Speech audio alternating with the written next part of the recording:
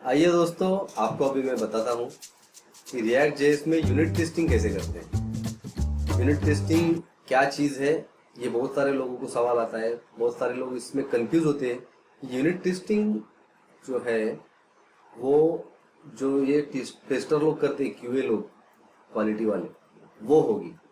लेकिन unit testing वो चीज़ नहीं होती दोस्तों। एक्चुअली डेवलपर जो होते हैं उनको पता होता है, कभी कभार मैं देखता हूँ उनको भी पता नहीं होता है कि यूनिट टेस्टिंग क्या होती है और क्यों यूज होती है। बट वो बहुत ब्यूटीफुल चीज़ है और प्रोग्राम लिख के भी यूनिट टेस्टिंग की जाती है एक्चुअली, ताकि कोड क्वालिटी का पता चल सके। और जनरली सोनार लिंट, सोनार क्यूब, ये सब जो टूल्स है इनसे चेक किया जाता है कि आपका कोड का क्वालिटी का स्कोर क्या है और क्वालिटी क्या बनी है। ठीक है, तो अब यूनिट टेस्टिंग क्या होती है कि जब आपका कोड जब आप लिखते हो तो वो कोड बराबर लिखा है क्या। मान के चलो, ये आपके स्क्रीन पे अभी मैं दिखाऊंगा। ये देखिए, ये एक नेम और ईमेल करके फील्ड है। ठीक है, अभी एक फॉर्म आपको बनाने को बोला था क्लाइंट ने, जिसमें नेम और ईमेल है और एक बटन है ऐड यूजर करके। ठीक है, उसका टाइटल है ऐड यूजर। अभी आपने इसमें क्या यूनिट टेस्टिंग करनी है कि नेम नाम का एक लेबल है क्या और एक टेक्स्ट बॉक्स है क्या, ईमेल नाम का एक लेबल है क्या, एक टेक्स्ट बॉक्स है क्या, और ऐड यूजर नाम का एक सबमिट बटन है क्या, अवेलेबल है क्या। ये सब चीजें आप देखोगे। और नेम में डालेगा डाटा तो कुछ लेगा क्या, वो कहीं ऐड कर रहा है क्या। जैसे ये नेम टेकी नेम बोलता है, टेकी सैम देता हूँ मैं, टेकी @sam.com ऐसा करता हूँ।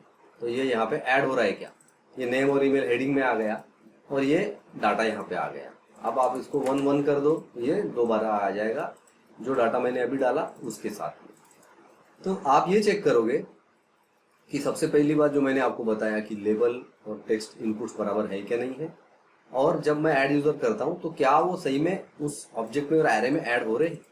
तो उसके लिए जनरली क्या होता है, जेस्ट करके एक लाइब्रेरी होती है। ये देखिए, जेस्ट डोम है, इसका आप पैकेज इंक्लूड करना पड़ेगा आपको सबसे पहले। और ये पैकेज इंक्लूड करने के बाद में रिएक्ट जेएस के साथ में आप जो है test.js नाम की जो भी फाइल लिखोगे, यहाँ देख रहे होंगे आप userform.test.js, ये मेरी जो वहां पे मैं हावर कर रहा हूँ। तो ये जो test.js है ऑटोमेटिकली उसको पता चलता है कि ठीक है, ये जो भी something.test.js है ये मेरी टेस्ट फाइल है। तो जनरली क्या होता है, आपको सर्वर, पहली बात तो आपको सर्वर रन करना पड़ेगा। ये मैंने सर्वर रन कर दिया। सर्वर कैसे रन करते हैं, npm स्टार्ट से। लेकिन जो टेस्टिंग का कोड होता है वो टेस्टिंग को भी npm टेस्ट से आपको रन करना पड़ेगा। npm टेस्ट जो होता है वो ये चीज है, ये आपके स्क्रीन पे। इसमें क्या होता है कि आपका जो कोड है उसको टेस्ट करना है पूरी तरह से, यूनिट टेस्ट करना है बेसिकली। जो डेवलपर यूनिट टेस्ट लिखते हैं उसको, तो वो टेस्ट कैसे होता है, क्या होता है, वो आपको, मतलब आपका प्रोग्राम यूज करेगा जैसे एज इफ वो एक आदमी यूज कर रहा है उस तरीके से। उसका बेनिफिट ही वो है कि विद इन फ्यू मिनट्स वो आपका पूरा सिस्टम पूरा चेक कर लेगा और जो जो आपने रूल्स लिखे हैं, जो जो करने को बोला है, वो सब करके आपको वो दे देगा। अब यहाँ पे देखिए, मैं शुरुआत में क्विकली बताता हूँ कि इसमें होता क्या है एक्चुअली। कि सबसे पहले आपने इंपोर्ट कर लिया रेंडर और स्क्रीन। रेंडर क्या चीज है कि आपको कौन सा कंपोनेंट रेंडर करना है वो आपको बताना पड़ेगा। तो यहाँ पे यूजर फॉर्म नाम का एक कंपोनेंट रेंडर में कर रहा हूँ। तो रेंडर जब करते हैं तो एक्चुअली वर्चुअली पूरा जो HTML जनरेट होने वाला रहता है वो पूरा HTML एक्चुअली इनके पास आ जाता है, पूरा HTML इनके सामने खड़ा हो जाता है। बेसिकली यही एक बेनिफिट है। और बाद में वो उस HTML में चेक करते हैं कि ये टेक्स्ट बॉक्स है क्या, बटन है क्या। वो कैसे करते हैं मैं आपको बताता हूँ। स्क्रीन नाम का जो यहाँ पे आपको दिख रहा है डिपेंडेंसी, ये जो इंपोर्ट है, ये screen dot get all by role करके। अब इसके बहुत सारे फंक्शन होते हैं actually, get all by role है, गेट बाय रोल है, बहुत लंबी लिस्ट है, आपको पढ़नी पड़ेगी एक्चुअली, क्योंकि ये क्विक वीडियो है, ये असाइनमेंट है, इसलिए मैं आपको पूरा नहीं बता सकता। इसका सेपरेट वीडियो मैंने बना रखा है बहुत बड़ा, वो आप देख सकते हैं।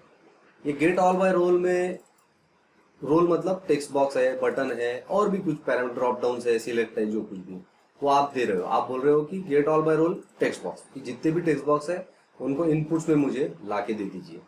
और गेट बाय रोल बटन है, मतलब कितने बटन है उसको मुझे बटन नाम के एक वेरिएबल में ला के दे दीजिए।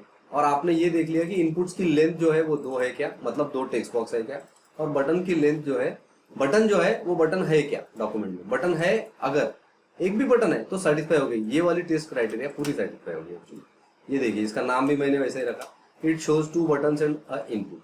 अब इसमें क्या होता है, अगर आप देखेंगे कि वो ऊपर दिखाता है आपको यहाँ पे कि इट शोज 2 बटन, या राइट मार्क दिखा रहा है। राइट मार्क मतलब कि ये जो टेस्ट केस थी ये एग्जीक्यूट हो गई आपकी। अभी दूसरे पे आते हैं कि ऑन यूजर ऐड नाम का जो फंक्शन है वो जब कॉल होगा, वो कॉल होगा तो क्या होगा ऐसा, ठीक है। तो उसको उसने क्या किया, रेंडर में यूजर फॉर्म नाम का कंपोनेंट कॉल किया, मतलब उसको रेंडर करना है। लेकिन अगर आप देखेंगे यूजर फॉर्म का कोड देखेंगे तो उसको एक प्रॉप चाहिए रहता है, मतलब कि तो उसको डाटा चाहिए अपने से, तो वो डाटा भी हमने यहीं से भेज दिया, ठीक है। भेजने के बाद में हमने screen dot get all by role बोल दिया कि टेक्स्ट बॉक्स हमने रीड कर लिया, उसमें 2 टेक्स्ट बॉक्स है, फर्स्ट वाला हमने नेम इनपुट ले लिया, दूसरा ईमेल इनपुट ले लिया, ठीक है। और उसको यहाँ पे देखिए ब्यूटीफुल तरीके से यूजर डॉट क्लिक, ये यूजर क्या है, यूजर हमने इंपोर्ट किया है, ये देखिए तो इवेंट है वो यूजर का इवेंट, मतलब कि ये जस्ट लाइब्रेरी प्रोवाइड करती, आपको इसके लिए कुछ मगजमारी करनी नहीं है, सिर्फ समझना है। यूजर डॉट क्लिक मतलब उसने मॉक कर दिया कि यूजर ने क्लिक किया नेम इनपुट को, मतलब इनपुट को, तो क्या, और फिर यूजर ने कीबोर्ड से जेन डाला, JANE जेन, या सैम डाल देता, ठीक है। चलो, तो यूजर ने कीबोर्ड से डाल दिया सैम, उसके बाद में यूजर ने फिर से ईमेल इनपुट क्लिक किया, उसमें sam@gmail.com डाल दिया। अब क्या है आपके टेक्स्ट बॉक्स में, एक में सैम है, एक में sam@gmail.com। तो आपने जो है यहाँ पे चेक कर लिया बटन है क्या गेट बाय रोल, और उसको क्लिक कर दिया, ये देखिए यूजर डॉट क्लिक दिख रहा है आपको, मतलब कि वो बटन आपने लिया और इसमें लिया आपके वेरिएबल में और उसको क्लिक कर दिया, तो क्लिक कर दिया और यहाँ तक हो गया आपका एग्जीक्यूशन की एग्जीक्यूट। पहला रहता है आप क्या रेंडर करने वाले हो, वो बहुत इंपॉर्टेंट होता है। उसके बाद में रहता है कि आपको करना क्या है, ऑपरेशन क्या करना है, और तीसरा रहता है कि क्या एक्सपेक्ट करेंगे आप ऑपरेशन होने के बाद में। तो अगर आप देखेंगे कि आर्गुमेंट लिस्ट की वैल्यू 1, जैसे क्योंकि ये ऐड हो गया ना, आर्गुमेंट लिस्ट पहले एम्प्टी था, समझो यहाँ से डिफॉल्ट वाला एम्प्टी था, मैंने ऐड कर दिया। एम्प्टी होने के बाद एक ऐड करूंगा तो उसकी लेंथ 1 होनी चाहिए, ये मैं बोल रहा हूँ। अगर वो ऐड होगा तो सही में 1 हो जाएगी। और आर्गुमेंट लिस्ट जो है उसकी वैल्यू, मतलब कि ये जो ऑब्जेक्ट है, ये ऑब्जेक्ट के नेम में सैम आना चाहिए और ईमेल में sam@gmail आना चाहिए। ये जो वैल्यू है वो ये आपने प्रोग्रामेटिकली जो डाली है यहाँ से, वो वहां पे आ रही है। ये कोई रॉकेट साइंस नहीं है, यहीं से यहीं पे आ रही क्या, वो देख रहे हैं, मतलब कि जो ऑब्जेक्ट बन रहा है नया, उसमें ये ऐड हो रही क्या। अगर ये ऐड हो रहा है इसका मतलब यहाँ भी सिस्टम अच्छा चलेगा। यहाँ जो हमने किया है ना, यहाँ पे ऐसा जैसे सैम किया और sam@gmail.com बोल दिया, तो जैसे मैं टाइप कर रहा हूँ और ऐड यूजर पे क्लिक कर रहा हूँ, इसका मतलब कि वो वहां पे वही कर रहा है एक्चुअली, और वो देख रहा है कि ये वाला ऐड हुआ कि नहीं हुआ। सबसे पहले जब एम्प्टी था तो उसका लेंथ 1 आना चाहिए था, वो लेंथ 1 आ गया, इसलिए वो सक्सेसफुल हो गया, पास हो गया, ठीक है। It calls on user add, ये ऑन यूजर ऐड फंक्शन होने के बाद में। अभी तीसरा है यूज ऑफ मॉक फंक्शन, मतलब रियल में ऐड नहीं करना, उसको मॉक करना, उसको ऐसा लगना चाहिए कि वो हो रहा है एक्चुअली रियल में, मतलब रियल में हो रहा है ऐसा दिखाना।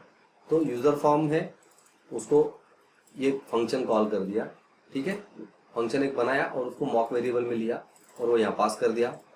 उसके बाद में चेक किया कि यूजर इनपुट जो है उसमें नेम है क्या, एक ने इनपुट बॉक्स में, और दूसरे ईमेल बॉक्स में ईमेल है क्या, वो चेक कर लिया टेक्स्ट बॉक्स में, हाँ ठीक है। उसके बाद में यूजर इवेंट को कॉल कर रहे हैं हम लोग कि भाई यूजर ने क्लिक कर दिया, किसको, फर्स्ट वाले को, इनपुट को, और उसमें डाल दिया हमने जेन। अब ये जेन मैंने ऐसा ही लिखा है, अगर आप यूजर का दूसरा देखें, दूसरा क्लिक करेंगे आप ईमेल इनपुट, तो ये इसलिए रहता है क्योंकि क्या होता है कि जब आप जेस्ट में जब आप उसका डोम लेते हो ना रेंडर फंक्शन से, तो आप अगर यहाँ भी क्लिक करोगे ना नेम पे, वो देखो वहां पे आ गया। ईमेल पे बोलूंगा तो यहाँ नाम यहाँ पे आता है, तो वो लेबल है उसका एक्चुअली। तो लेबल का बेनिफिट वही है कि वो वहां पे क्लिक करता है, वहां पे जाता है, फोकस वहां लेके जाता है। अब ये डेवलपर को समझ में आ रहा होगा मैं जो भी बता रहा हूँ एक्चुअली। तो ये जो बटन है, ये बटन मैंने ले लिया एक्चुअली, इस वेरिएबल में ले लिया, उसके बाद में उसको भी क्लिक कर दिया। और क्लिक करने के बाद में ये जो मॉक फंक्शन था जो मैंने यहाँ बना रखा था ऊपर, ये मॉक कॉल हुआ क्या वो देखा, मतलब कि ये जब मैंने पूरे एग्जीक्यूट कर दिए फंक्शन तो क्या ये कॉल हुआ, हाँ कॉल हुआ, वो यहाँ पता चलेगा। और अगर वो मॉक है वो इस डाटा के साथ कॉल हुआ क्या, वो करेगा कुछ भी नहीं, ऐड नहीं करेगा, वो सिर्फ मॉक करेगा, क्योंकि मैंने यहाँ डाटा डाला है ना, तो वो डाटा ऐड होके यहाँ जाता है क्या, ऐसा वो पूछ रहा है, देख रहा है। अगर वो हुआ तो ये भी केस एग्जीक्यूट हो जाती है। अगर वहां पे मैंने समझो जेन को जेन्स कर दिया गलती से, तो ये फेल हो जाएगा, देखना, क्योंकि डाटा मैंने डाला है ऊपर जेन, यहाँ पे देखिए, और यहाँ पे आया क्या है जेन्स, तो अभी देखिए एक को फेल कर देगा, ये देखिए ये वाला फेल कर दिया, उसने बोल दिया कि यार ये जो डाटा है ये गलत है करके ऐसे।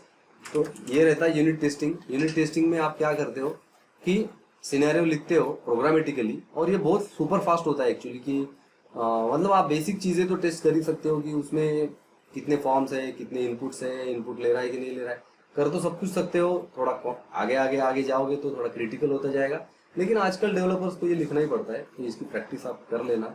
मैं आपको अपना कोड भी देने वाला हूँ, अपने इसमें डिस्क्रिप्शन में चाहिए तो और डिटेल मुझसे बात कर सकते हो, आपको चाहिए तो बताइए मुझे। और मेरा वीडियो यहाँ तक देखने के लिए बहुत बहुत शुक्रिया, धन्यवाद।